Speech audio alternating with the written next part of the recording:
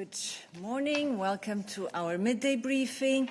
Before we take your questions, a short update on President von der Leyen's agenda.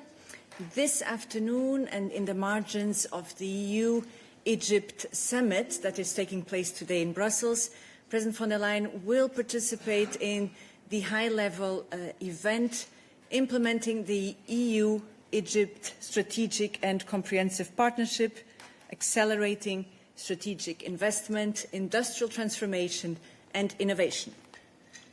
A short reminder that the President will also deliver a press statement alongside President of the European Council Antonio Costa and President of Egypt Abdel Fattah el-Sisi this evening around 7:40, and you can watch it live on EBS. So that's for the President's agenda for this afternoon, and we now can take your questions. Yes, please.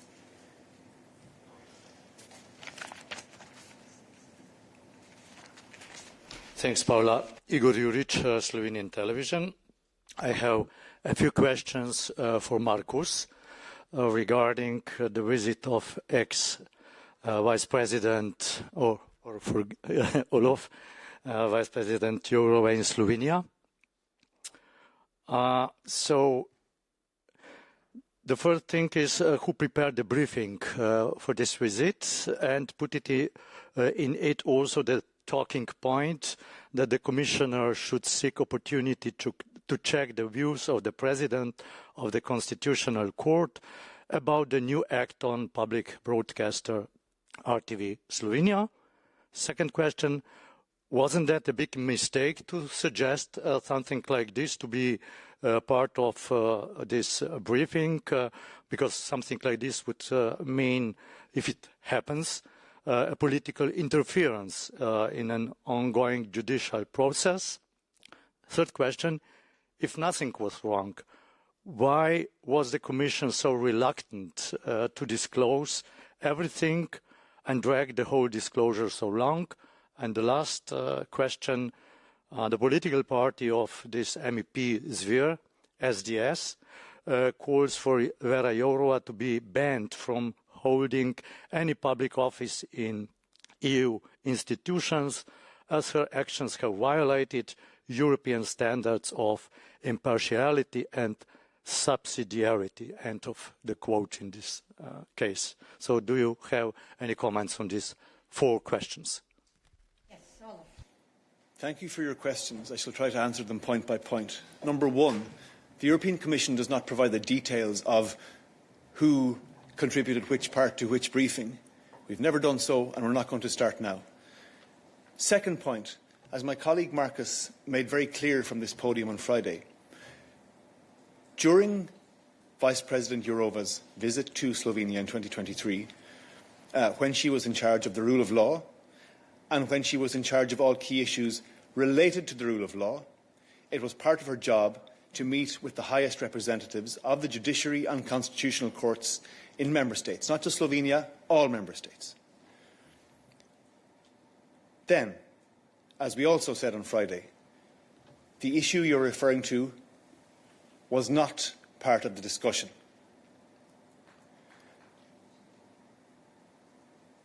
The reason it was not included in the first access to documents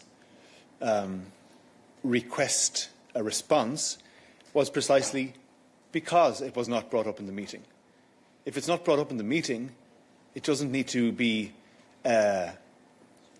transmitted as part of an access to documents request. Nonetheless, in response to the judgment by the General Court, we granted further access to elements contained in the briefing.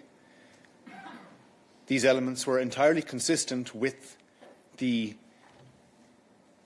job description and mandate of Vice President Jourova, who, as I mentioned, was responsible for all issues related to the rule of law. And that's all we have to say on the matter. Thank you. You have a follow-up?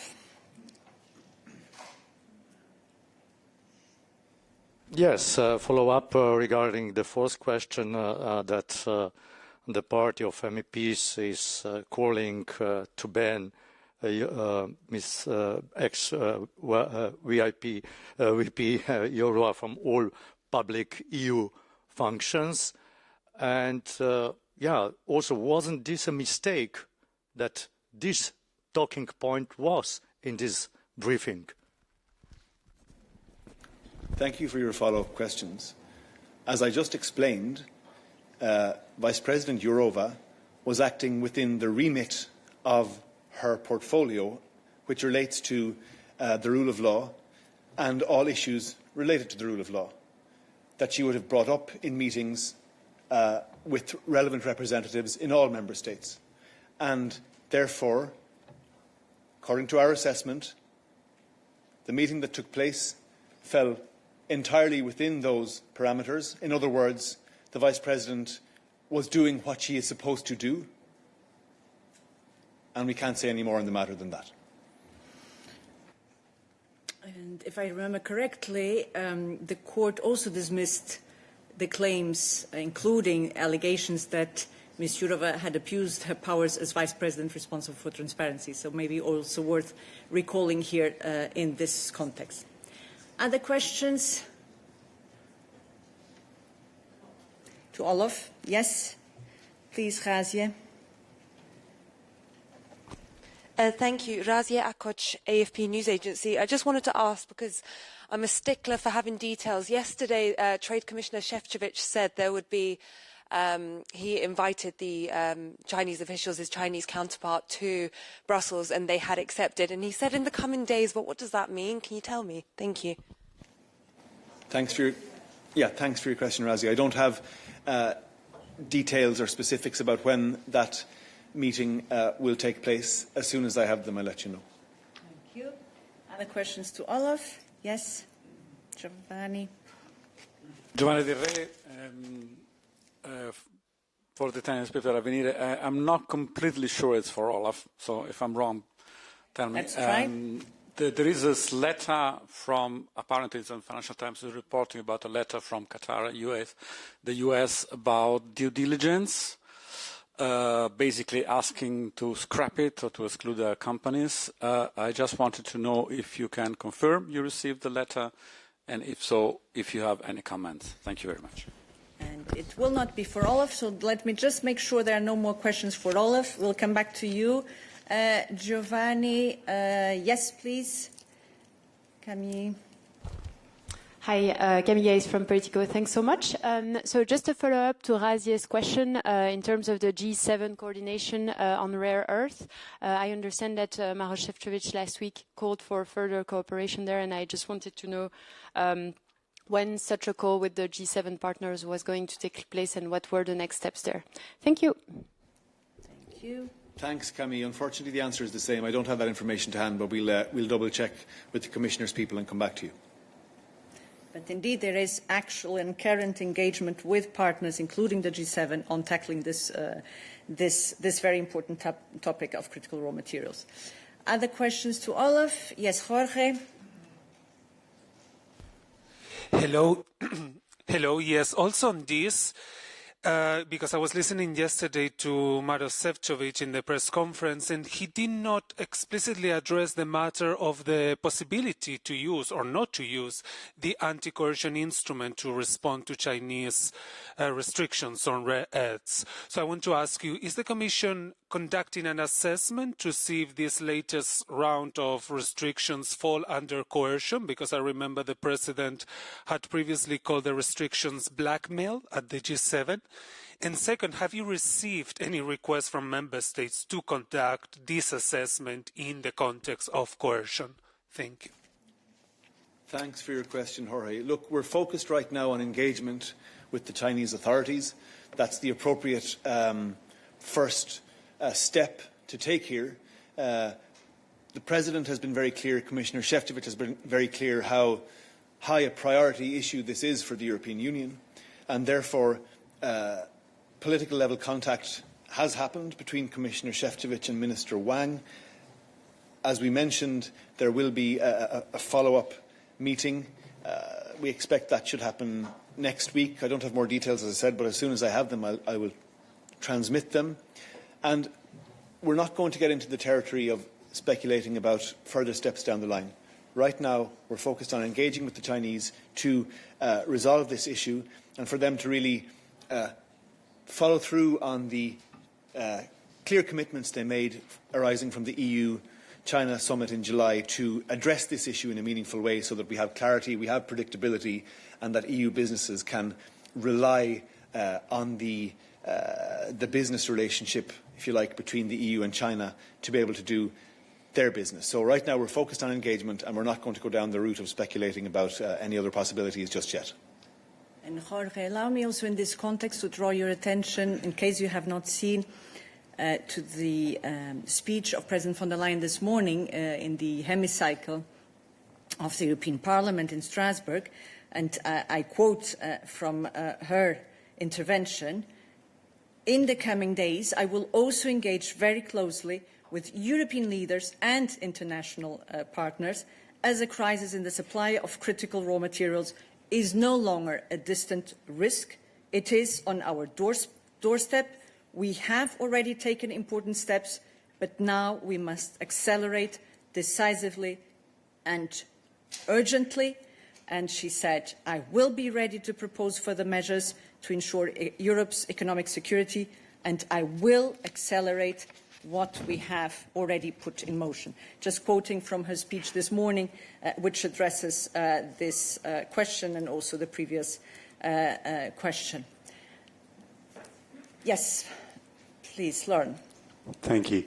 Was there any discussion in the Wang-Šefčovič meeting of the use of the anti-coercion instrument or any threat by the Chinese of retaliation if it's used? Thanks. Thanks for your question, Lawrence. We're not going to provide further detail about the call between Commissioner Šefčovič and Minister Wang beyond what the Commissioner outlined yesterday, but I can repeat that really we're focused on resolving this issue through engagement at the moment.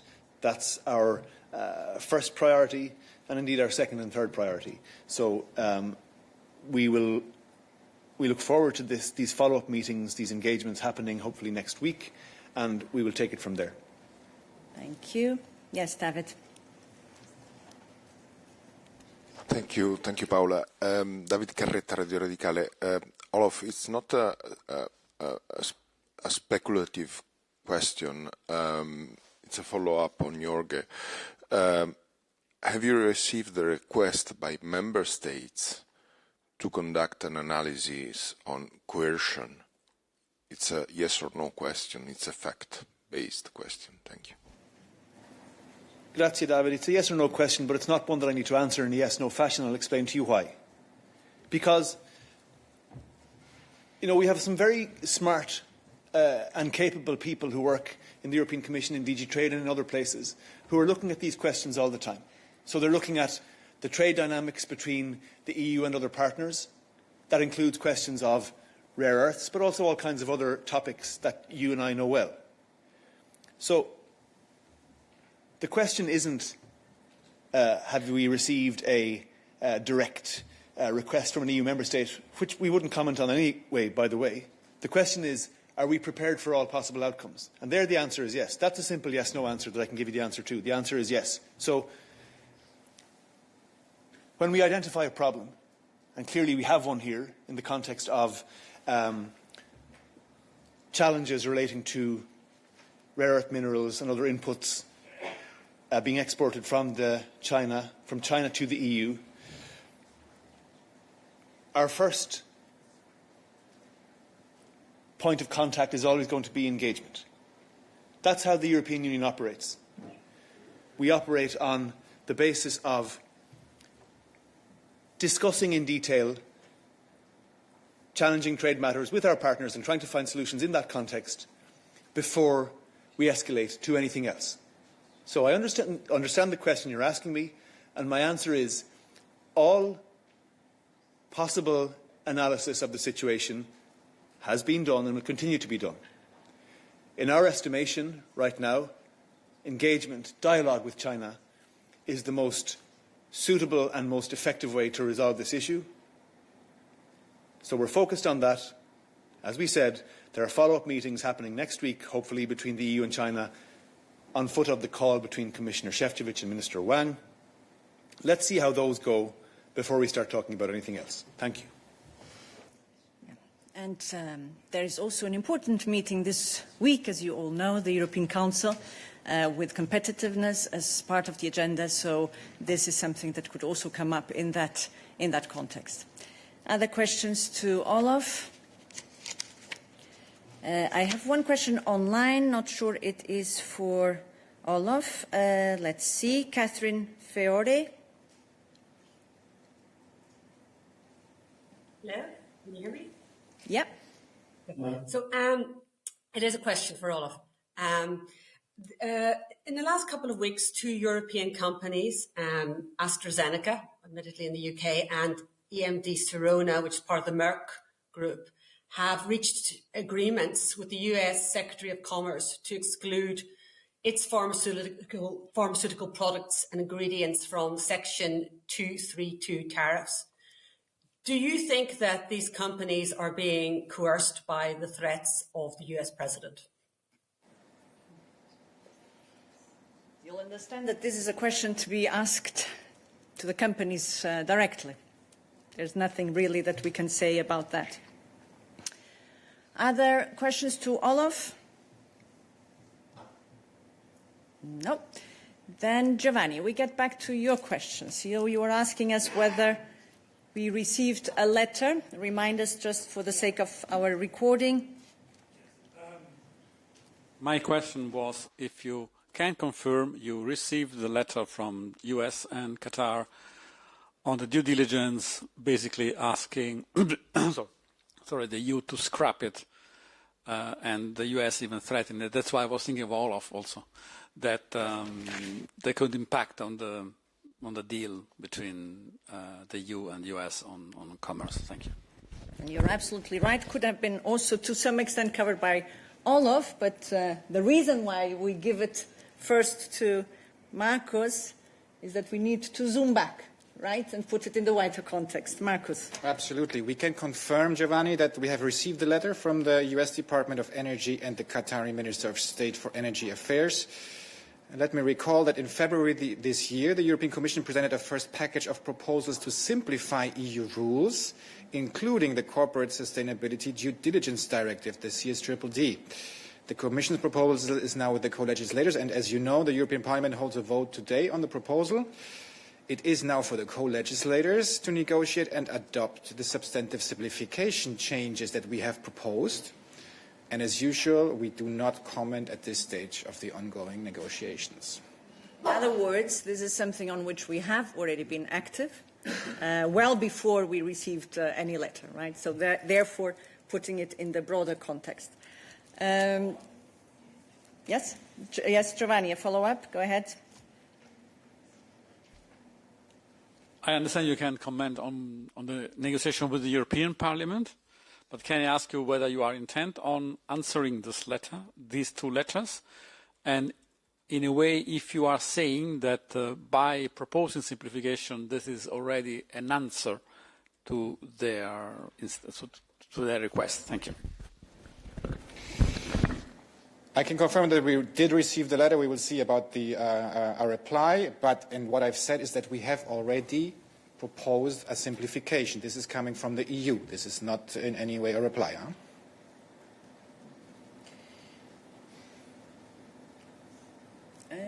And Nikolaus.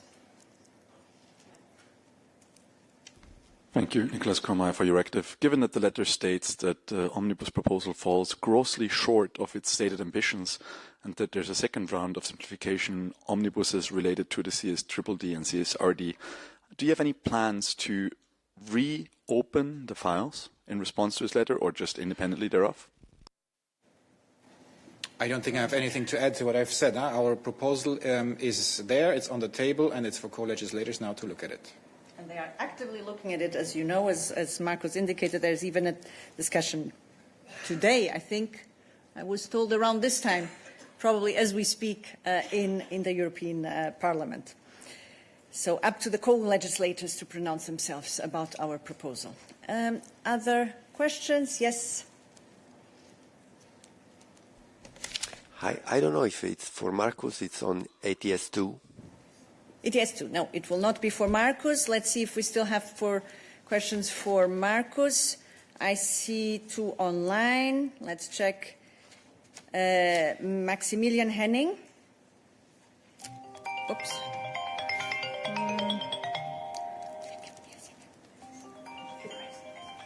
Thanks very much. I hope you can see and hear me. Mr. President. Please go ahead with your question. Okay, sorry for interrupting that important call. I wanted to ask quickly on the 2026 work program, for my understanding, that was published yesterday by the Commission. Are the legal basis given for the legal initiatives given in that program final, or does the Commission reserve the right to change them for the proposal? So if it gives one legal basis, can we 100% expect that, or does the Commission still reserve the right to change those legal bases? Thank you. Maximilian, thanks for your question. I assume this is on the 28 regime, right? Because you asked me this also by email. Let me be clear on the 28 regime. President von der Leyen was also very clear in her State of the Union address and also in her statement on the Commission work program for next year. We will set up the 28 regime for all companies operating across the single market. We will have an ambitious proposal. The goal is to help companies set up, operate and grow in the single market. This work is ongoing. And as you know, this year we launched an open public consultation on the 28th regime, which will run until the end of next month. Now, on your question in particular, the intention is to bring forward an ambitious proposal.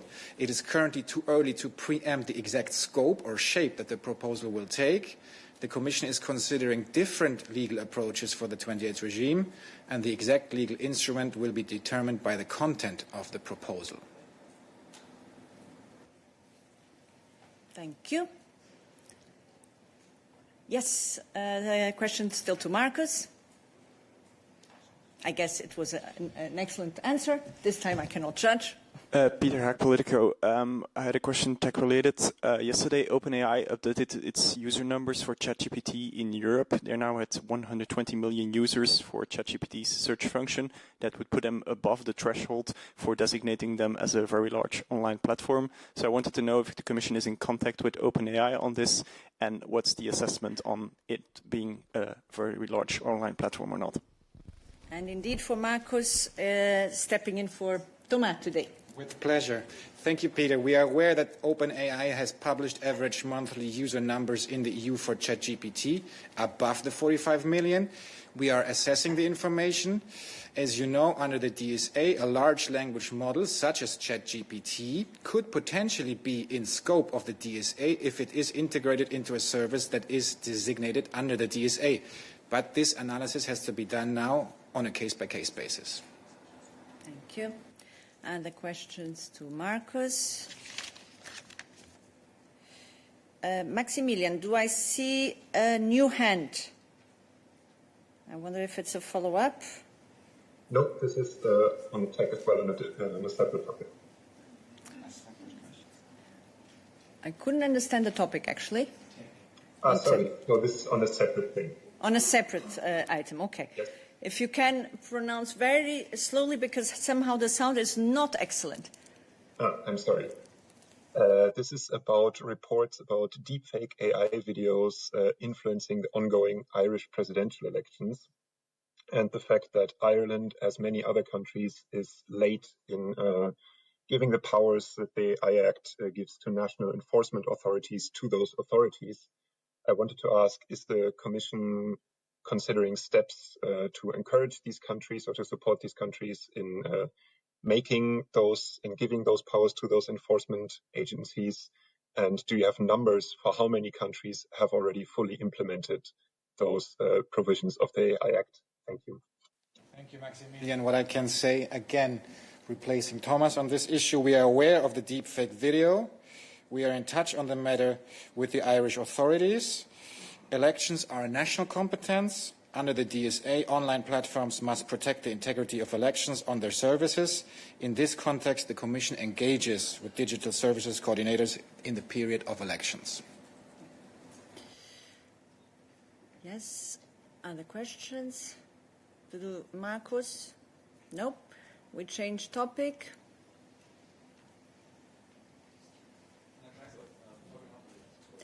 Anna Kaiser for the ETS2. Thank you for reminding me, Nikolaus. Thank you. I was a bit distracted. So now we can come to your question. Indeed. ETS2. Yes, thank you for the floor. This is Fabio Napoli for the Italian news agency Public Policy. About the proposals announced yesterday on ETS2, I was wondering if you can give us a timeline when the Commission is going to propose these new measures. Thank you. Commissioner yesterday at the press conference mentioned in the next weeks, and I understand that we already have a web news on DG Klima's website hinting at mid-November, which falls within the scope of next weeks. The work is now accelerating in the Commission, and the amendments that we will be presenting concern the auction regulation as well as some targeted adjustments to the market stability reserve decision. So these are the two pieces of legislation that are concerned. So there are no changes to ETS legislation as such. Okay, thank you for that clarification. Nikolaus, also for Anna Kaiser. So, just to clarify, this means that the legal basis for the ETS as such, including the calculation number for the auctioning numbers and the linear reduction factor, will not be reopened, not be opened in a new co-legislative procedure. That is correct. Thank you. Also for Anna Kaiser, go ahead.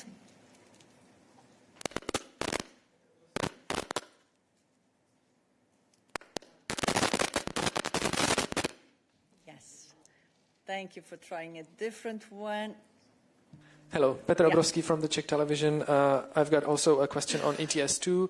The changes introduced by Commissioner Hextra yesterday in Luxembourg were demanded by Czechia, among others. But there is a new government being formed in Prague after the elections, and the prospective Prime Minister Andrej Babiš says that his government will not implement ETS2 in Czechia, that this is the first thing he will do when in office. So I wanted to ask if you have a comment on that, or if you could explain what would that mean if any member state does not implement the new emission trading system. Thank you. One step at the time, so ETS2 is already in place. It kicks in 2027, and the deadline for transposition for member states was in June 24. And we now have a varying level of member states who have informed us of full transposition and partial transposition, etc. So obviously we treat this as normally with member states and our legislation. First of all, our main target and then our main goal and objective is always to ensure that our member states are fully able to transpose any legislation. All our projections for any policies that we do, including green transition targets, etc., these calculations are based on all member states transposing our legislation. I do not have any comment to make from comments made by politicians from Czechia, but our approach, of course, is similar in all these cases, including the introduction of ETS2 to kick in 27. Good. Other questions to Anna Kaiser? Nikolaus? Nicholas Kumar for Euractiv. Regarding yesterday's adopted COP mandate, my question is, given that this is subject to common foreign security policy unanimity, does this bind the EU Commission delegation or the EU Commission or delegation more broadly not to make reference to the IMO net zero framework deal in April in any official statement or capacity at COP30? And secondly, following up to that, given the fact that the reference is now removed, does this mean that the Commission is starting the process of renegotiating the EU's position on this issue? On the IMO reference at COP, this is a legal detail that I will have to check following yesterday's agreement at the Council. As regards IMO more broadly, we have issued a statement following the decision that was taken to adjourn the decision on the net zero framework last Friday, that we stand ready to resume negotiations when appropriate, but we're not there yet to revise position, because obviously this is an IMO-led process, and we need to first obviously learn a little bit where's the direction where they want to go. But our work obviously did not stop and does not stop at the decision to postpone it last week. They made the decision or there was a vote to postpone it by 1 year. But our position then, of course, will be discussed when we are headed to the next round of possible vote. Good. Other questions to Anna-Kaisa? Does not seem to be the case. Then we can change topic. Yes, Valentina. Thank you for the floor. Valentina Vasileva, TVP Votak. My question is probably for Anita. I would like to ask about postponed or cancelled meeting in Budapest. Actually, do you know, is it postponed or cancelled? Do you expect that this meeting will still take place? And actually, would you like this meeting to take place? In general, keeping in mind that Kaja Kallas on Monday said that it's not nice if Vladimir Putin would travel to Hungary. Thank you. Thank you, Valentina. Of course, our position is clear. We support all efforts towards peace. And what we have seen throughout is that Ukraine wants peace, Europe wants peace, US wants peace, and this is why we're welcoming the initiative of President Trump to achieve finally this goal. But what we see on the Russian side is the language of war. Just today, Putin has targeted and chose as targets kids. He has targeted a kindergarten, again, killing innocent lives. So what we will do on our side is what we have done from day one: stand by Ukraine, support Ukraine throughout, as also stated in the Coalition of the Willing statement just the other day, so that we can make sure that Ukraine remains strong during and after and before any ceasefire. So this means on our side concretely stepping up our support for military and financial assets to Ukraine. This means also working towards our 19th sanction package that is also on the table this week. Thank you, Anita. Other questions to Anita? Yes, Jorge. Yes, I want to ask if you could clarify the action that you intend to take regarding the shadow fleet, because there were several mentions during the Foreign Affairs Council this week. The High Representative mentioned several options, but it's not clear to me what exactly you as Commission intend to do with the shadow fleet in order to possibly intervene the shadow fleet. Is it an EU plan, or is it just a recommendation, coordination? What is it exactly? Thank you. Thank you.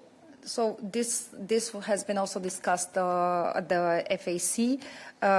As such, we are looking into best practices and how we can also coordinate with the member states and exchange information throughout to address the shadow fleet and also to see how our sanctions are targeting Russia's shadow fleet.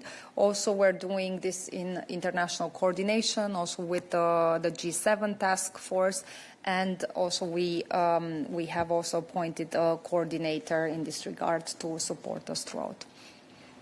Yes, and Jorge, as you know, the shadow fleet is the subject also of the proposal in the 19th package of sanctions that we put forward. So there it's really about seeing how actually this shadow fleet is contributing in a way also to circumventing measures that we had put in place. So obviously in that context, discussions, exchange of best practice to see how we could best go about it, including now in the context of the ongoing discussions of the 19th package of sanctions is necessary, relevant and useful. I see a question online from Victoria Inez. Is it for Anita? Hi, yes, thank you, Ines from TRT World. I just wanted to ask you if you can tell us any more about ongoing reports that the EU is working with Ukraine on a new peace plan, and including that would begin along current battle lines, something, of course, the US president is also increasingly mentioning. And specifically, wouldn't a plan such as that go against the EU's position all along, which has been that borders shouldn't be changed by force? Does that mean this position has since changed? Please, thank you. Thank you. Our position still stands on that. And of course, when it comes to the negotiations, it is for Ukraine to decide, and we're fully supporting Ukrainian President Zelensky in this goal.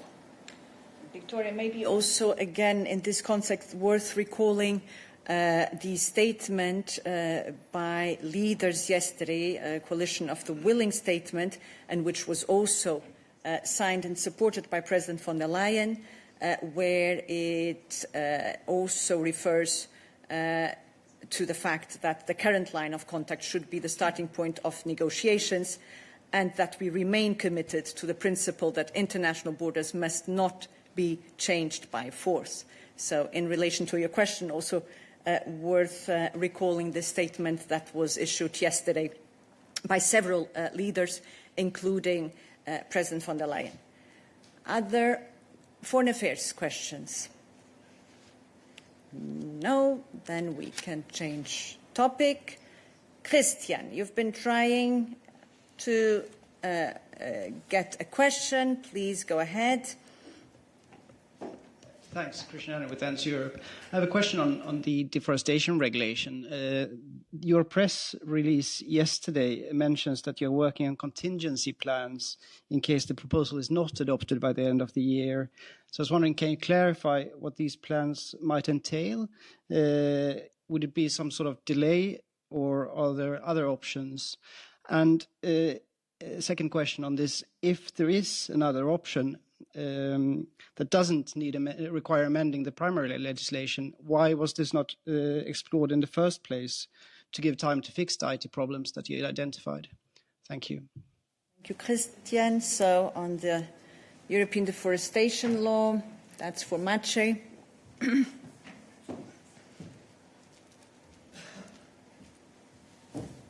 Good afternoon. Thank you, Christian, for your question. So when it comes to the contingency plans, indeed, as you know, we have proposed the measures to amend the deforestation regulation yesterday. But in case this is not adopted by co-legislators by the end of the year, indeed, we have to be prepared for this option, and therefore we are working on contingency plans to ensure that this regulation in the current form can be applied from the end of this year. I cannot speak about the details of these contingency plans, but indeed we are preparing, especially on the IT side, to the situation in case the amendments proposed yesterday are not adopted on time. Can you repeat your second question? Thanks, indeed. So if you have working on contingency plans to solve this issue, why wasn't that the first option to deal with the IT problems that you identified instead of going and amending the primary legislation? Look, we identified the IT capacity issues, as you know, and to respond to these issues, we have come up with the changes proposed yesterday. So basically, by these changes, we are addressing two issues. On one hand, the IT capacity problem, and on the other hand, we are trying to simplify the rules for certain companies in order to address the administrative burden and reporting obligations for them. So basically, we found a solution to address two different issues. Not only the IT capacity problem, but also the administrative burden for certain companies. This is what we are proposing. We are hoping for the co-legislators to adopt it swiftly, and this way ensure the correct application of this regulation. Thank you, Maciej. Christian, you still have a follow-up? Yes, thank you.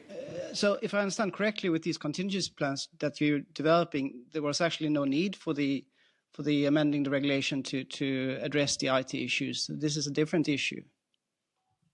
No, there are two different things. So on one hand, you have contingency plans which are being prepared in case co-legislators do not agree on proposed changes by the end of the year. And on the other hand are the measures which we proposed yesterday to basically address two problems that I mentioned. So on one hand, the technical problem of the IT capacity, and the other problem, or maybe not a problem, but the challenge for small companies which would have to apply this regulation from next year. So with this second solution, we are proposing targeted amendments to make it easier to address reporting obligations for these companies. These two things are not related, so the contingency plans which we are preparing in case this is not adopted are not related to the changes which we proposed yesterday and for which we are hoping to be adopted by the end of the year by co-legislators. Thank you for clarifying, Maciej. Other questions to Maciej? David? Thank you, Paula. I guess you can see the problem that we see. We were announced that the legislation would have been amended because of an IT issue. And then yesterday we discovered that there was also another issue, which is simplification or the regulation for some companies. So basically, was the announcement, the first announcement on the IT issue, the real reason why you put forward this new proposal or amendment or targeted amendment, or the IT issue was just an excuse to propose a simplification that some groups in the parliament, for example, the socialists, were not ready to accept? Thank you. Thank you. So the trigger for this amendment was indeed the IT issue. And when putting this forward, it was realized that there was more that could be done with this amendment. And that's why, in a way, we have now two in one, addressing two issues at the same time, benefiting from the fact that we did have to reopen with this targeted amendment on the IT-related concerns. Let me add to this. Thank you, Paula. So, David, basically, we can address the IT issue, and this is what we are doing by reducing the load on the IT system. We will reduce this load on the IT system by exempting some companies from the obligation to put data in the IT system. And this is what we are doing, because we are exempting small and micro enterprises from low-risk countries to put their DDSs in the system. This way, you of course reduce the impact on the IT system, and in fact, you are solving the overload that we announced a few weeks ago on this particular system. So basically, by indeed reducing and decreasing the number of entries in the IT system, you are making the system more resilient and more effective without a risk of any disruptions, basically. So the second element facilitates the implementation, the solving of the first, in a way. Yes, David? Yes, it's very clear to me, but I mean, you can do it in another way. You have admitted yesterday in the press release and today now that you could have just found another solution for the IT issue. not amending the regulation. And now, so really, the impression is that, well, we announced an IT problem, and then, oops, let's go for simplification of the regulation. So what was the objective at the beginning? Simplification is an answer to or at least a partial answer to the IT problem. And that's why that's what Maciej tried to explain, I thought, in very clear terms. Other questions to Maciej? No? Then other questions? We come back to you. Yeah. Thanks again, Paula. Thanks again, Paula, for the floor. Igor Juric, Slovenian television. This time a little bit exotic topic, and that is the seasonal time change, which will be quite soon. And I saw that, okay, Kaiser is running. So I see that tomorrow Commission will present a statement in the European Parliament. So I would like to ask where we are now with this topic. How is the situation, and do you have any new ideas, I don't know, proposals to move these things ahead? You made Anna Kaiser's day. She really wanted to get this question. Great. There you go. Thank you. It was about time. We presented the Commission work programme yesterday, and this proposal is still there. We do believe that there is still a possibility to find a coordinated solution to this. We made the proposal in 2018, following repeated calls from member states as well as the European Parliament, and we do fundamentally believe in the Commission that this is something that the member states have to agree and coordinate amongst themselves, and therefore we are aware that the proposal, any discussions on this proposal have not advanced really in the Council since 2019, but we are ready to support any decision-making on this.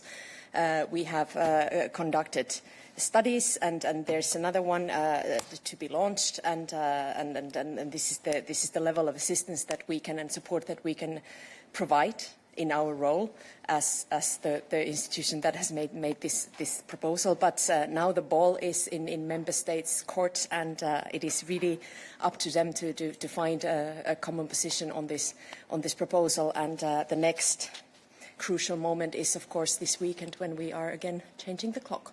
Where, since the directive has not been adopted, yes, brace yourself, but you can sleep 1 hour longer next weekend. That's the good news. Good. Come back to this in March next year. And in March, we're back to it. Any other questions?